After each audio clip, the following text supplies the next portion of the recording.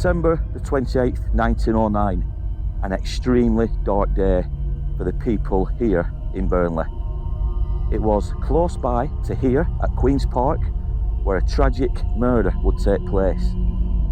And the murderer himself would confess to his crimes within an hour or 2 hours of committing the offence. This, my friends, is the story of Joseph Wren.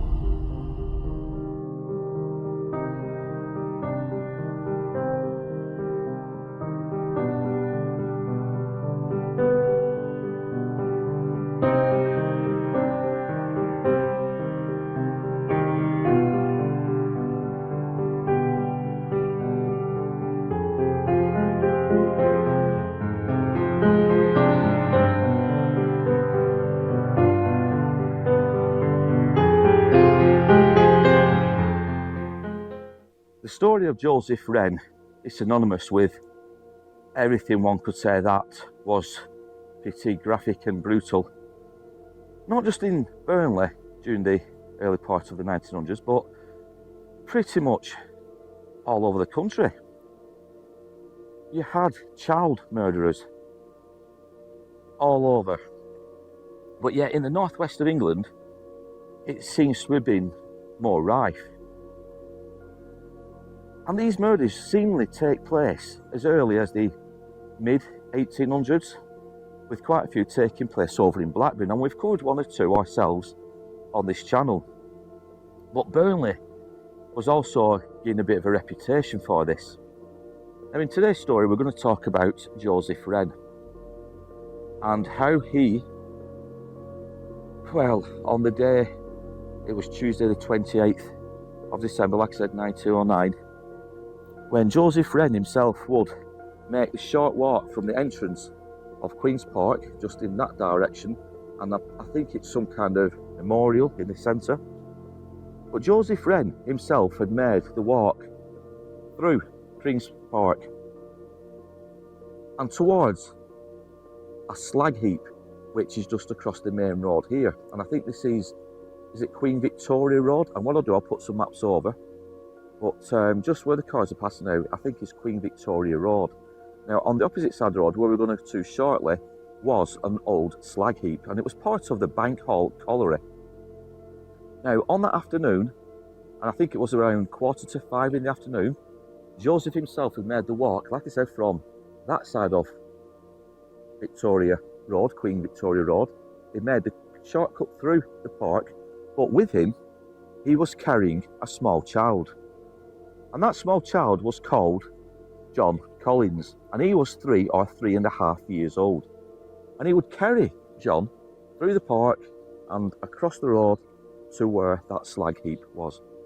Now, as we make our way across the road, and like I said, both people would have come through that entrance, one would have thought, across and through here. Now, roughly where we've parked our car in the car park, I think it's called Bank Hall Car Park, is where the slag heap once was.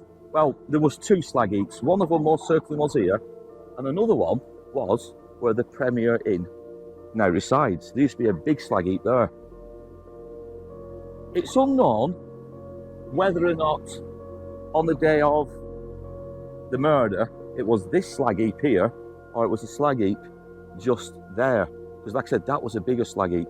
But we know that Joseph Wren himself had brought John Collins through the park and along this path here and towards his death. Now, the story of Joseph Wren, one could say, is one of tragedy and despair, and I'm not going to make Joseph out to be the innocent party in all this, but he certainly had a difficult life in his early years. Now, we have to remember when this story takes place, or when it took place, he was around 27 years old. He may have been close towards 28, but for the purpose of this story, we're going to stick with 27, simply because that is what I keep reading in the local newspapers.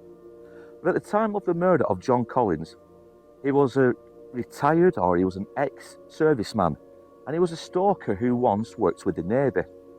Now, whilst working or employed by the Navy, he encountered many fits. And it was one of these fits which led to the discharge of Joseph from the Navy itself. Now, when he left the Navy, and we think it's around about 1908, early 1909, he made his way back here to Burnley, but he could not find any employment. Nobody would employ him. We don't know why that is. We don't know if he was an honest boy at this time who may have told his wannabe employers that he suffered from fits and that's why they wouldn't hire him. We don't know. When I say he might have been an innocent man back then, we do know that whilst he was in the Navy, he would get into the odd fight with other naval servicemen. Not saying he's a wrong 'un at this point, but he most certainly did get reprimanded more than once. But it was whilst back here in Burnley, like I said, he would struggle to find employment. Now, this struggle to find employment would slowly eat away at him, and he becomes to resent everything. He resented people, he resented even coming back into Burnley. He just resented life in general. So we could argue and say that back in 1900, times were tough, jobs were hard to come by, unless you worked in the mills or the mines, and nobody would employ young Joseph. Now, back in the early 1900s, it wasn't unusual for little children to be seen roaming around the streets and the areas where they once lived. And in this story in particular, that's exactly what happened with young John Collins. And like I said, we have to bear in mind he was 3 or 3.5 years old at the time of his murder. Now, his father William had sent young John to go on his way and stand at the top of the street. And I think it was called Maltkiln Street, and I'll put an OS map over the top now.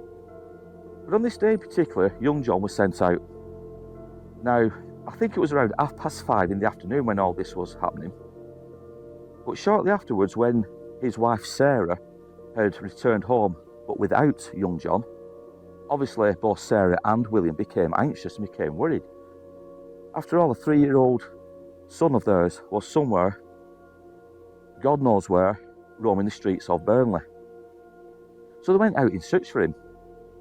Now, unbeknownst, I should say, to both parents, Joseph Wren himself had made the relatively short journey towards the police station. I think it was Parker Lane or Parker Street. And he was going there to confess to the murder of young John.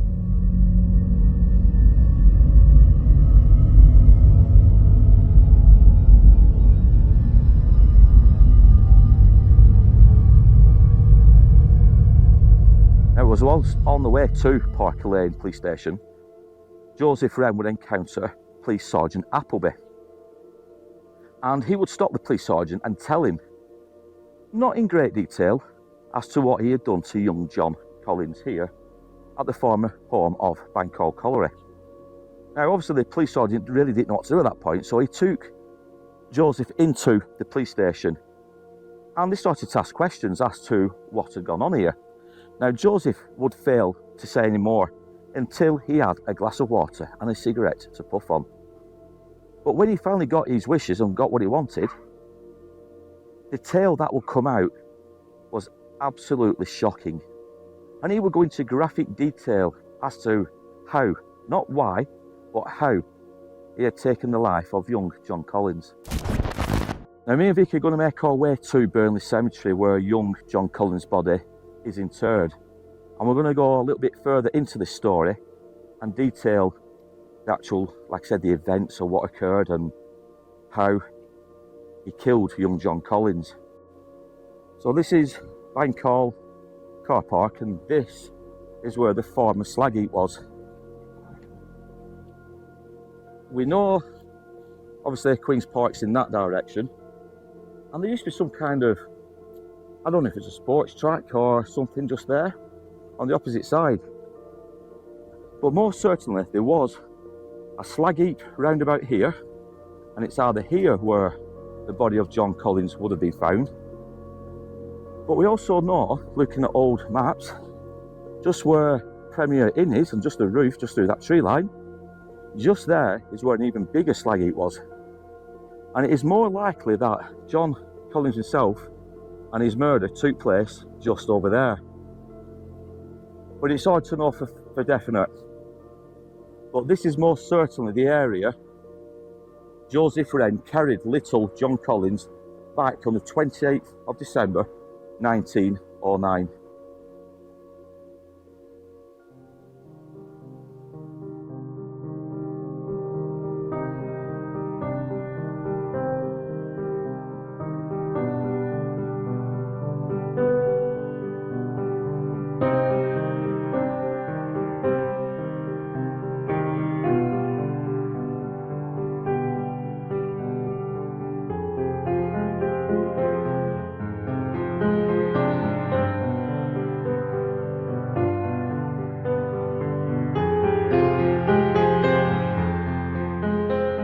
So me and Vicky have arrived at Burnley Cemetery, and we are now going to look for the final resting place of young John Collins.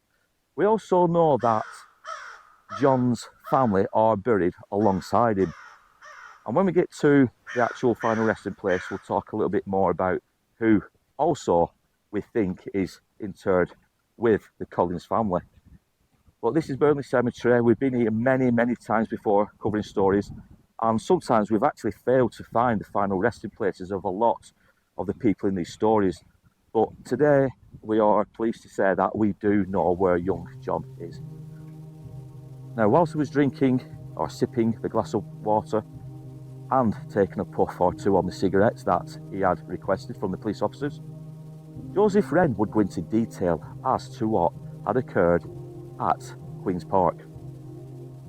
He would tell the listening police officers that he had encountered young John Collins at around 5:45 p.m. He would tell them that he carried young John through Queen's Park and to the place of his death, which, like I said, was at Bank Colliery and the foot of the slag heap.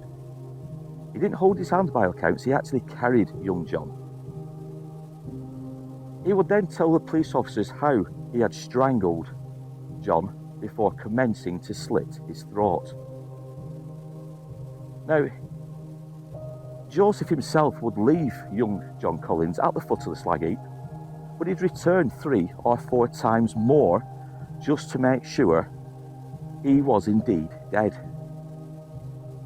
Now, the police officers, alarmed by this, quickly made their way to Bank Colliery and to the place where Joseph had told the police where young John Collins' body was lying. And certainly when they arrived there, they did find the body of young John. They found him just as described by Joseph Wren, his throat slit, but they also found a knife close by to the body. This was the knife that Joseph had used to slit the throat of John Collins. Now, as I've just said, as the police arrived at the slag heap, and it was only a short distance from Victoria Road, but the scene was grim. There was like I said, there was a blood-soaked knife nearby the body of John, and well, I should say, as an handkerchief, a blood-soaked handkerchief. Now, John's neck had been slashed, like I said, from ear to ear, and it left, or I should say, it left a deeply jagged scar that severed vital structures within his neck. Now, Wren's attempt to strangle the boy had even left 2 visible bruises on his neck, and this would serve as a grim reminder of the violence that had occurred. Now, Wren's confession, it shockingly lacked any motive. He would simply tell the police that he didn't know why he had committed such an act of violence and taken the life of such a young, defenceless, innocent young boy. He would tell the police, after giving the confession as to what he did and where John Collins' body was, that he no longer wanted to say anything more. That was it. He would later on, of course, tell a little bit more, and he would detail, and I think this is when it all went to the courts, the assizes, but he would tell that ever since he had been discharged from the army, from the navy, he had struggled to get a job. Now, what I also have to mention is, he did have a partner, but I don't think they weren't a couple at this point. Joseph had met this young girl, and together they had a child. But from all accounts, he had been prevented from seeing this child on a regular basis simply because he had no work. He had no way of funding and look after this young girl as well as their baby. So access had become restricted. Now we know that on the day of the murder of John Collins, Joseph himself had made the relatively long walk from Accrington to Burnley, and he met up with his brother Ernest. And he detailed, and he would say to Ernest, that he was fed up of living day to day, hand to mouth, with no work and no future to look forward to. He was also extremely agitated because he, like I said, he just didn't have access to his child. Now, we don't know if it was his partner's family that had restricted access, or she herself had possibly cut all ties with Joseph. We will never know. But most certainly, Joseph at this point, and I'm not trying to find an excuse for what he did that horrific evening, but most certainly, life was dealing Joseph the wrong cards. Now, as for Joseph and his confession, and when he told the police he didn't want to say anymore, when he finally would talk, he would tell that on the day of the murder, his mind was unhinged. And on the day of the murder, he really wanted to see his young child. And he told eagerly listening police officers that he would have done away with his own child if it hadn't have been for John Collins.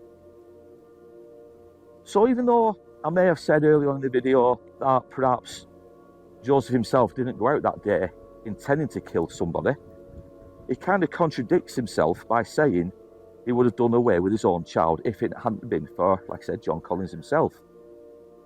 Now, like Vicky said during the drive over from Bancroft College to Burnley Cemetery, when all said and done, unhinged or not, it was a cowardice attack on a young, defenceless child. Children, even to this day, will take the hand of a stranger, and especially more so if they're only 2, 3, 4 years old. They will take the hands of strangers, and more so if that stranger has perhaps said, "Come with me, I'll take you back home, I'll take you to your family. Your family's asked me to come and collect you." So I can see why John perhaps took the hand of Joseph, and I can see how easy it would have been for Joseph to take John away from the streets to commit such a brutal crime. It would have been so easy. Now, on the day of the attack and after killing John Collins, as Joseph was making his way down Victoria Road, another man came running from behind towards him. And at the time, Joseph thought he'd been caught. So when the man approached him, all he did, he asked him if he had a cigarette or a light. And he duly acknowledged it. And he did. He passed, I'm sure it was a cigarette, he passed over to the stranger. And the stranger went about his way. So Joseph himself, at that point, he breathed a sigh of relief. He was never caught red-handed. But the strange thing about that is, he still went towards the police station to hand himself in, which to me shows some form of remorse. Did Joseph himself realise what he had done at this point and knew there was no way out of it?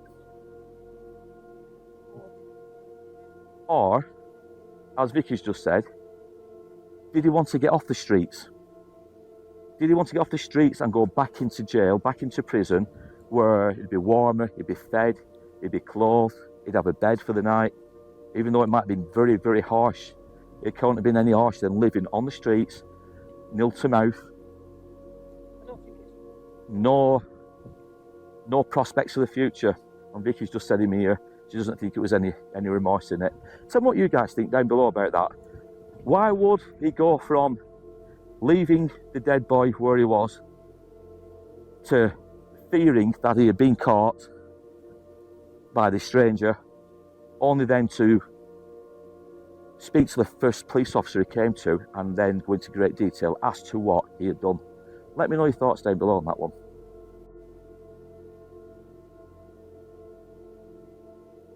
Now, this is the final resting place of young 3-year-old John Collins,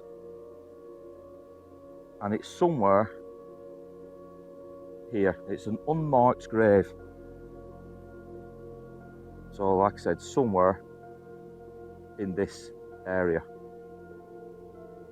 And like I said, next to him is buried his mother Sarah, as well as his father William. Now they're buried in grave number A15850. But as for John, he was buried on the 1st of January 1910, like I said just here. His grave is numbered A15851. Now interestingly, he is also buried with a lady who was 79 years old. She was buried on the 14th of March 1934, and her name is Mary Ann Collins. Now I can only assume that Mary Ann Collins was his grandmother. I think Mary Ann Collins is William's or his father's mum. And like I said, they are somewhere in this unmarked plot just here. So this, my friends, is the final resting place of that young little boy and his family. And may they all rest in peace.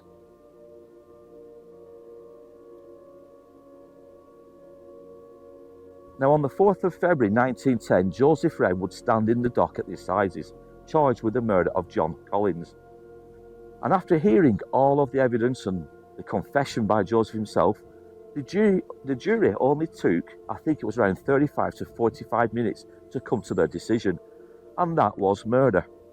Now Joseph's defence team would argue in court and during the trial that Joseph himself was suffering from some form of depression, and that depression had run through his family's timeline over the years. His mother, his father, and I think his grandparents had suffered from it at some stage. But this wouldn't wash with the jury, and they would come to the final decision that Joseph indeed had illegally taken the life of young John Collins. He had gone out with a purpose, and I think personally Joseph signed his own death warrant by saying in a confession that if it hadn't been for John Collins' life, he would have most certainly taken the life of his young child. So one could argue and say, did he sign his own death warrant? So I believe he did. Now the jury, like I said, took 45 minutes to come to their decision, and Joseph would be hung inside the walls of Manchester's Strangeways prison, and I think it was the 22nd of February 1910.